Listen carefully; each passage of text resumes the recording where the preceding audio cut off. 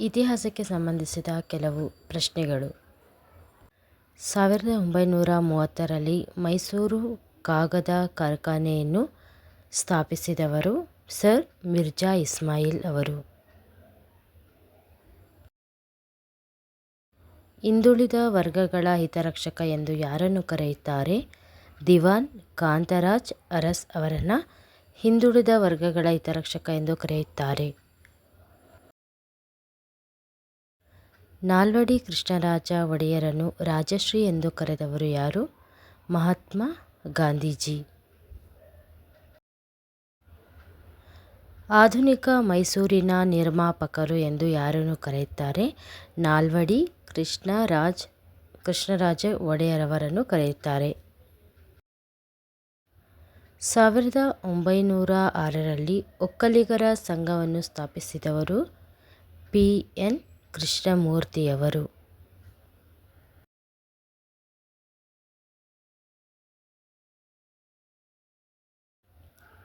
ಶಿವನಸಮುದ್ರದಲ್ಲಿ ವಿದ್ಯುತ್ ಉತ್ಪಾದನಾ ಕೇಂದ್ರವನ್ನು ಸ್ಥಾಪಿಸಿದವರು ಕೆ. ಶೇಷಾದ್ರಿ ಅಯ್ಯರ್ ಅವರು. 1882ರಲ್ಲಿ ಬೆಂಗಳೂರು ಮೈಸೂರು ರೈಲ್ವೆ ಮಾರ್ಗವನ್ನು ಹಾಕಿಸಿದವರು ದಿವಾನ್ ಸಿ. ರಂಗಚಾರ್ಲು.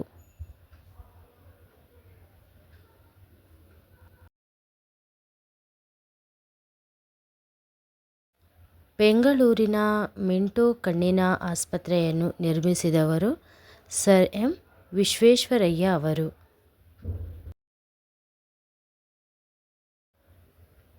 ಮೈಸೂರಿನ ಪ್ರಥಮ ಬ್ರಾಹ್ಮಣೇತರ ದಿವಾನರು ಕಾಂತರಾಜ್ ಅರಸ್ ಅವರು. 1894ರಲ್ಲಿ ಮೈಸೂರು ಬಾಲ್ಯ ವಿವಾಹ ನಿಷೇಧ ಕಾಯ್ದೆಯನ್ನು ಜಾರಿಗೆ ತಂದವರು ಕೆ. ಶೇಷಾದ್ರಿ ಅಯ್ಯರ್ ಅವರು. ಆಧುನಿಕ ಭಾರತದ ಶಿಲ್ಪಿ ಮತ್ತು ಭಾರತದ ಯೋಜನಾ ಬ್ರಹ್ಮ ಎಂದು ಯಾರನ್ನು ಕರೆಯುತ್ತಾರೆ?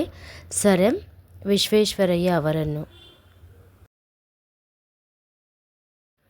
1907ರಲ್ಲಿ ಮೈಸೂರು ವಿಧಾನ ಪರಿಷತ್ತನ್ನು ಸ್ಥಾಪಿಸಿದವರು ವಿ. ಪಿ. ಮಾಧವ ರಾವ್. 1916ರಲ್ಲಿ ಮೈಸೂರು ವಿಶ್ವವಿದ್ಯಾಲಯವನ್ನು ಸ್ಥಾಪಿಸಿದವರು ಸರ್ ಎಂ. ವಿಶ್ವೇಶ್ವರಯ್ಯ ಅವರು.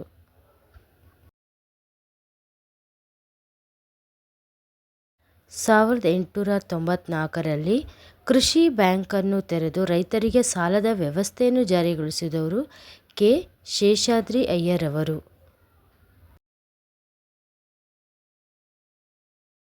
1881ರಲ್ಲಿ ಮೈಸೂರಿನಲ್ಲಿ ಮಹಾರಾಣಿ ಬಾಲಕಿಯರ ಪ್ರೌಢಶಾಲೆಯನ್ನು ತೆರೆದವರು ದಿವಾನ್ ಸಿ.